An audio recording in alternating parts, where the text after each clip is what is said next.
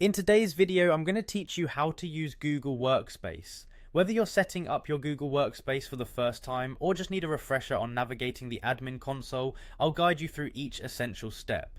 Let's begin by visiting Google Workspace online. Once there, direct your attention to the admin console. Upon clicking it, you'll be prompted to log in using your business email account. This is a crucial step since the security and features of Google Workspace are best experienced when you're logged in with the designated credentials. On your screen's top right corner, you'll notice the Google Apps menu.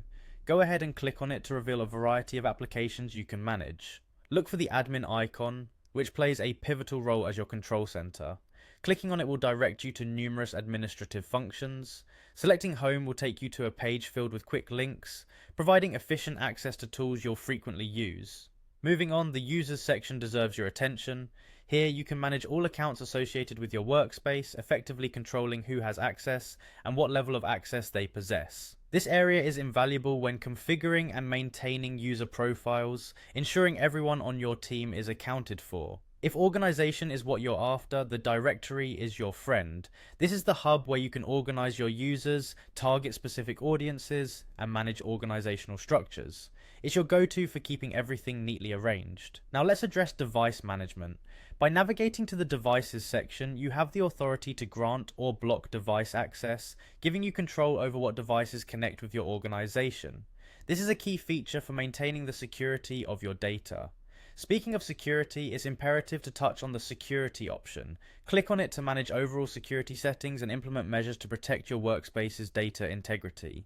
It's the spot where you oversee password policies, data encryption, and more. Should you wish to customize application settings, the Apps section is the place to explore. This is where you'll manage settings related to each Google app used across your organization, helping tailor the experience to suit your organization's needs. Equally important is the Data section, which focuses on safeguarding your information and ensuring compliance with data protection policies. You'll be looking here for any adjustments related to information safety. Keeping an eye on progress is also vital, and that's what the Reporting section is for. This is your overview of workspace activities, offering insights and analytics for all utilized apps. Now we'll touch on the Billing area. Here, you set up your payment means and manage subscription plans, keeping your workspace's financials in order. Next, the Accounts section is where you handle user management, allowing additions, deletions, or updates to user information.